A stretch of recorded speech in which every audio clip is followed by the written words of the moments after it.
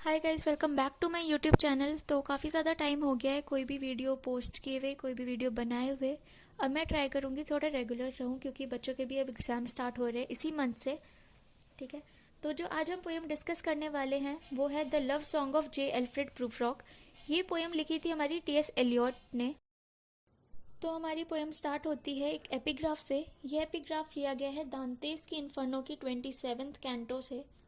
अब कैंटो क्या होता है? कुछ पोयम होती है जो बहुत ज़्यादा बड़ी होती है, उसको सर्टेन पार्ट्स में डिवाइड कर दिया जाता है और उसी को कैंटोस बोलते हैं।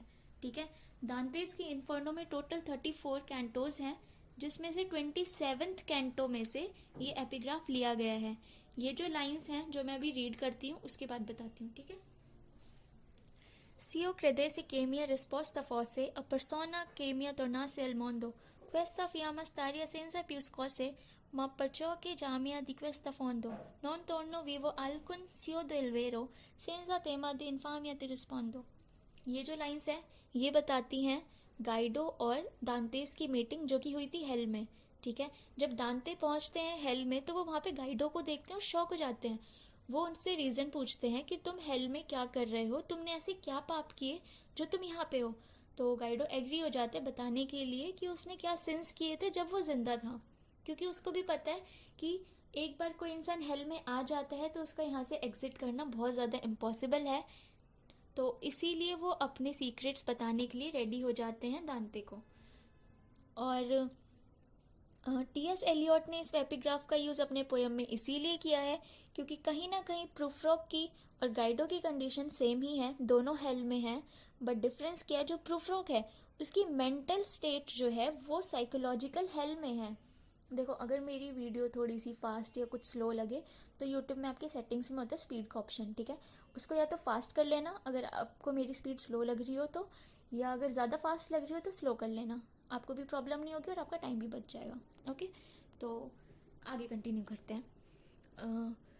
हाँ, तो प्रूफ्रॉक की जो मेंटल स्टेट है वो साइकोलॉजिकल हेल में है, और प्रूफ्रॉक जो है वो भी ट्रैप्ड है गाइडो की तरह।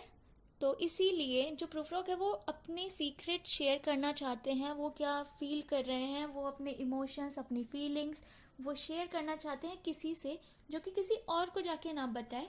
तो जैसे कि गाइडो ने क्या किया था, उन्होंने दांते को चूज़ किया अपना सीक्रेट बताने के लिए, अपना सीक्रेट कीपर के तौर पे, जो कि किसी और को अपना सीक्रेट ना बताए।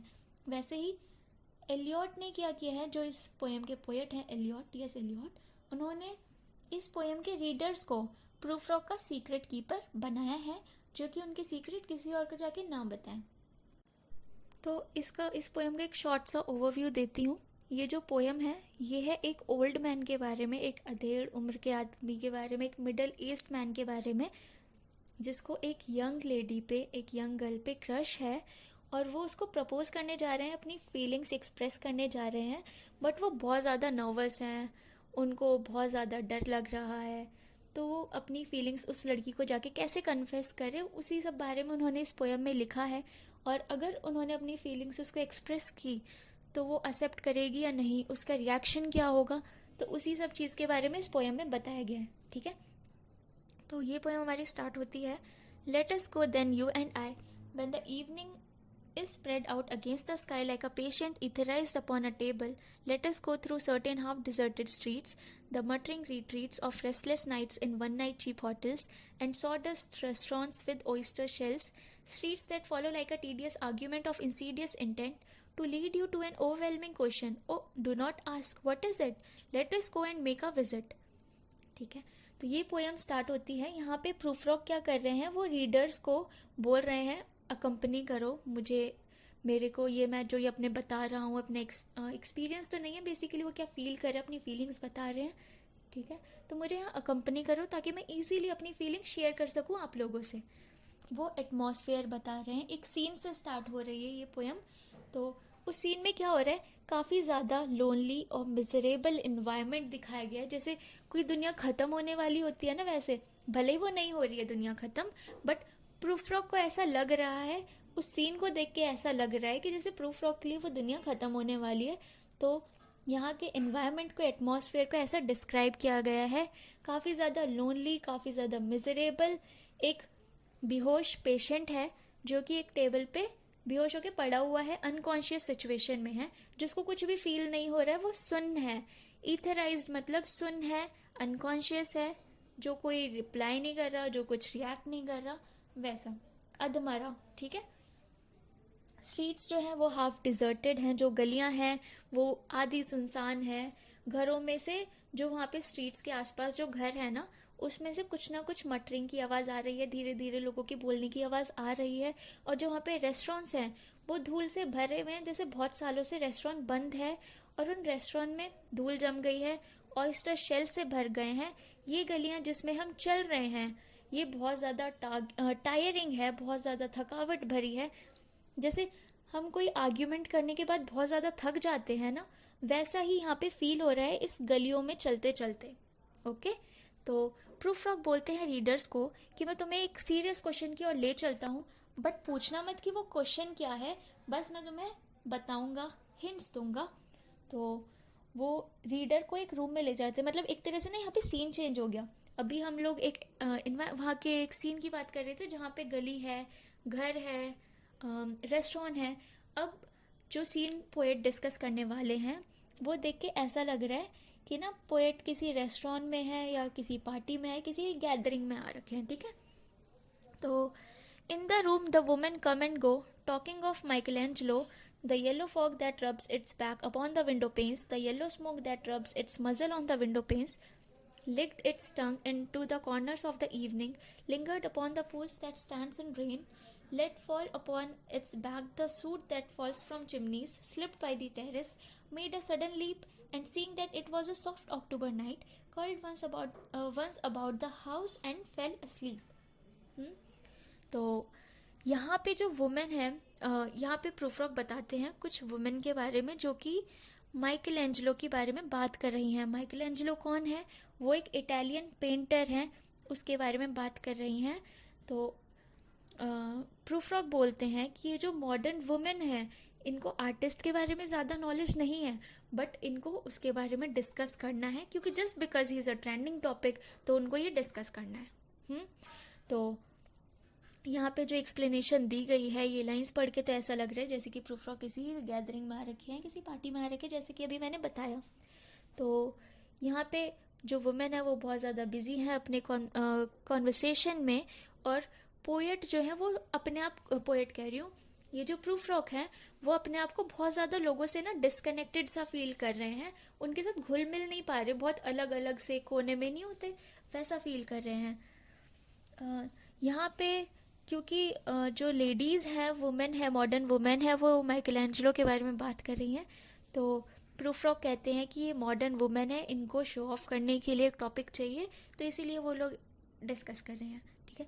अब नेक्स्ट स्टेंजा जो अभी मैंने रीड किया था, इधर प्रूफ फ्रॉग बताते हैं येलो फॉग के बारे में। येलो फॉग को पर्सोनिफाई किया गया है एक कैट से, जो कि अपनी बैक को, अपनी पीठ को विंडो पेन से रब कर रही है। विंडो पेन्स क्या, खिड़की के शीशों से रब कर रही है। फिर येलो स्मोक को मजल से कंपेयर किया गया है। मजल क्या होता है? जो कुत्ते के मुंह पे आपने देखा होगा, जो आर्मी डॉग्स वगैरह होते हैं, या फिर काफ़ी लोग ना अपने डॉग्स के ना मुंह पे वो लगा के रखते हैं, पिन्हा के रखते हैं, जालीदार सा होता है ताकि वो काटे ना। ठीक है। या फिर उल्टा सीधा ना खाए, इसलिए भी लोग लगा देते हैं, तो वो मजल बोला गया है। तो यहाँ पे येलो स्मोक को मजल से कंपेयर करके बोला है कि वो अपने मजल को विंडो पेन से, खिड़की के शीशे से रब कर रहे हैं। फॉग इतनी ज़्यादा है कि उसने हर चीज़ को कवर कर लिया है, हर कॉर्नर में, हर घर में, हर रेस्टोरेंट में फॉग है। सब चीज़ों को फॉग ने अपनी टंग से जैसे लिक कर लिया हो।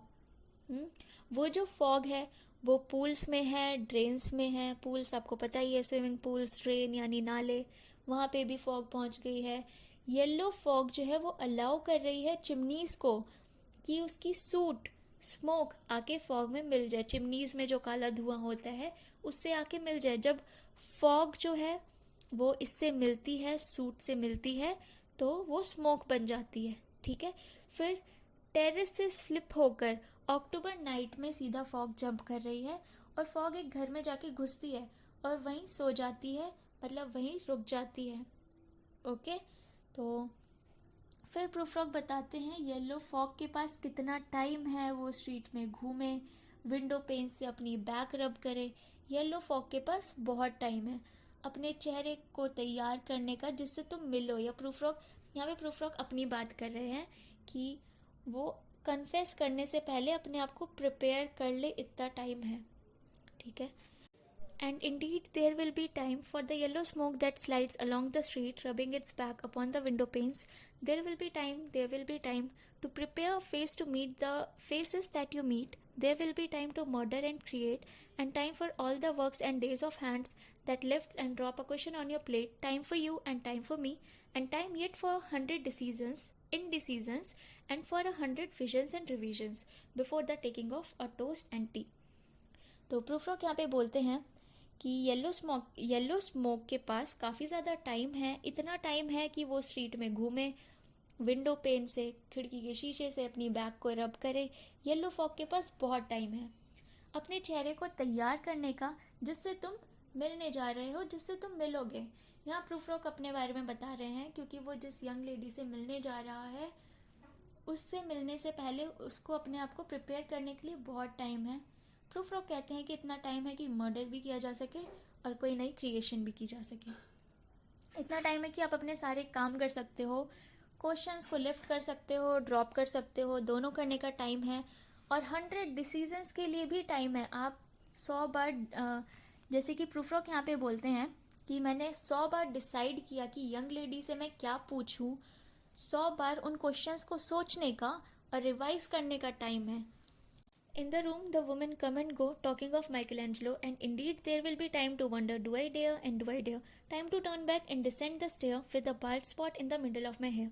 They will say, how his hair is growing thin, my morning coat, my collar mounting firmly to the chin, my necktie rich and modest but asserted by a simple pin. They will say, but how his arms and legs are thin, do I dare disturb the universe? In a minute there is time for decisions and revisions which a minute will reverse.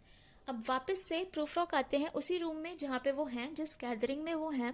वो बोलते हैं कि women आ रही हैं और जा रही हैं और माइकलैंजेलो के बारे में बातें कर रही हैं, ठीक है। फिर वापस से वो वही कंटिन्यू करते हैं कि वाकई बहुत टाइम है सोचने के लिए कि क्या सच में मैं हिम्मत कर सकता हूँ।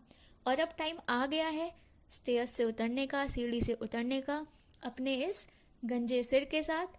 और उनको ये भी डर है कि लेडीज़ क्या कहेंगी, लोग क्या कहेंगे, क्या जज करेंगे कि इसके बाल कितने पतले हैं, क्योंकि बताया था ना कि प्रूफ्रॉग जो है वो मिडिल एज्ड मैन है, अधेड़ उम्र के आदमी हैं, तो इसीलिए उनको डर है कि लोग क्या बोलेंगे।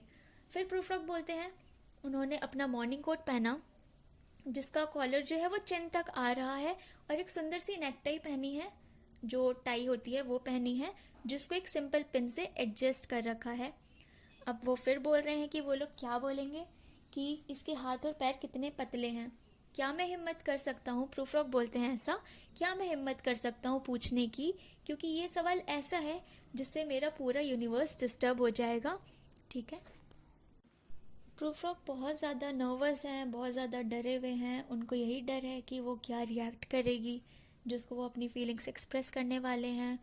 कहीं वो रिजेक्ट तो नहीं कर देगी, वो क्या बोलेगी, वो एक्सेप्ट करेगी या नहीं करेगी, लोग क्या बोलेंगे, उनको यही सब डर है, ठीक है। अब नेक्स्ट है, For I have known them all already, known them all, have known the evenings, mornings, afternoons. I have measured out of my life with coffee spoons. I know the voices dying with the dying fall beneath the music from a farther room. So how should I presume? And I have known the eyes already, known them all, the eyes that fix you in a formulated phrase. And when I am formulated, sprawling on a pin, when I am pinned and wriggling on the wall, then how should I begin to spit out all the butt ends of my days and ways? And how should I presume? यहाँ प्रूफ्रॉग कहते हैं कि वो सबको जानते हैं, वो उन सारी शाम को जानते हैं, सारे आफ्टरनून को जानते हैं, मॉर्निंग सब जानते हैं। वो कहते हैं कि उन्होंने अपनी लाइफ को कॉफ़ी स्पून से मेज़र किया है, जिसका मतलब है उन्होंने बहुत कॉफ़ी पी है। और ये जो गाने की आवाज़ आ रही है वो भी मैं जानता हूँ। इस रूम में जितनी भी आंखें हैं मैं उन सबको जानता हूँ। और जब वो लेडीज़ मुझे घूरेंगी तो मैं उनके स्टेयर को टॉलरेट नहीं कर पाऊँगा, मैं बर्दाश्त नहीं कर पाऊँगा। ऐसा लगता है कि मैं एक कीड़ा हूँ जिसको वॉल के अगेंस्ट पिन करके हैंग कर दिया है, तो मैं कैसे स्टार्ट करूँ अपनी फीलिंग्स को एक्सप्रेस करना। अब नेक्स्ट है, and I have known the arms already, known them all, arms that are braceleted and white and bare, but in the lamplight, down with light brown hair, is it perfume from a dress that makes me so distressed? Arms that lie along a table or wrap about a shawl? And should I then presume? And how should I begin? Shall I say, I have gone at dusk through narrow streets and watched the smoke that rises from the pipes of lonely men in shirt sleeves leaning out of windows? I should have been a pair of ragged claws, scuttling across the floors of silent seas. तो यहाँ पे Prufrock बोलते हैं कि मैं उन सब arms को जानता हूँ, मैं उन सब हाथों को जानता हूँ। बेसिकली वो यहाँ पे अपनी लवर की बात कर रहे हैं, अपनी क्रश की बात कर रहे हैं जिसके लिए उनको फीलिंग्स हैं। वो बता रहे हैं कि उनको जो हाथ दिख रहा है उसने ब्रेसलेट पहन रखा है, वाइट कलर का है और बेयर है, ठीक है। जब मैंने उस हाथ को लैम्प लाइट में देखा तो देखा कि वो हाथ लाइट ब्राउन हेयर से ढके हुए हैं। वो इसका मतलब वो जो लेडी है उसके बाल लाइट ब्राउन कलर के हैं जिससे उसके हाथ ढके हुए हैं, और उसकी ड्रेस में से जो परफ्यूम की स्मेल आ रही है वो इसको डिस्ट्रैक्ट कर रही है और नर्वस कर रही है। उस लेडी ने अपने हाथ को एक टेबल पर रख रखा है और शॉल ने उसके हाथ को कवर कर रखा है, ढक रखा है, जिससे उसे और ज़्यादा डिस्ट्रैक्शन हो रही है। तो प्रूफ्रॉक बोलते हैं, तो क्या मुझे अपनी बात कह देनी चाहिए, और कहूँ भी तो मैं कैसे स्टार्ट करूँ, कैसे बोलूँ? तो मैं उसको क्या बोलूँ कि मैं कैसे उन पतली गलियों में से निकल के आया हूँ उस रास्ते पे जहाँ पे कुछ लोनली लड़के, लोनली अकेले आदमी जो कि खिड़की से बाहर झांक रहे थे और उनके हाथ में एक पाइप थी जो वो पी रहे थे और उस पाइप में से धुआं निकल रहा था, स्मोक निकल रही थी। बेसिकली वो सिगरेट की बात कर रहे हैं, वो स्मोकिंग कर रहे थे, वो जो आदमी जो अपनी विंडो से झांक रहे थे, ठीक है। प्रूफ्रॉक कहता है कि वो क्रैब होता, अगर वो क्रैब होता तो वो साइलेंट सी के फ्लोर पे रहता, वो वहीं रहना चाहता है। वो इसीलिए ऐसा बोल रहे हैं, बेसिकली वो यहाँ पे रियलिटी से भाग रहा है, वो उस सिचुएशन को फेस नहीं करना चाहता, इसलिए वो बोल रहा है कि काश मैं क्रैब होता तो मैं एक शांत से समुद्र के पास आराम से चल रहा होता उसके फ्लोर पे, ठीक है। तो नेक्स्ट है, and the afternoon, the evening sleeps so peacefully, smoothed by long fingers, asleep, tired, or it malingers, stretched on the floor, here beside you and me. Should I, after tea and cakes and ices, have the strength to force the moment to its crisis? But though I have wept and fasted, wept and prayed, though I have seen my head grown slightly bald, brought in upon a platter, I am no prophet, and here is no great matter. I have seen the moment of my greatness flicker, and I have seen the eternal footman hold my coat and snicker, and in short I was afraid. तो यहाँ पे वो बोल रहे हैं कि afternoon के बाद शाम बहुत शांति से सो रही है, बहुत थकी हुई है, या फिर शायद से सोने का नाटक कर रही है। क्या मैं चाय पीने की और केक खाने के बाद हिम्मत जुटा के वो क्राइसिस फेस कर सकता हूँ? यहाँ पे वो बहाने मार रहे हैं, एक्सक्यूज़ बना रहे हैं कि पहले मैं चाय पी लेता हूँ, केक खा लेता हूँ, उसके बाद मैं अपनी उस सिचुएशन को फेस करूँगा, ठीक है। वो एक एक्सक्यूज़ बना रहे हैं ताकि वो ना जा, मतलब जा सकें, बट होता है ना जैसे बच्चे एक्सक्यूज़ बनाते हैं, पहले मैं टीवी देख लेता हूँ, पहले ये कर लेता हूँ, वो कर लेता हूँ, फिर वो करूँगा, वही वाली चीज़ है।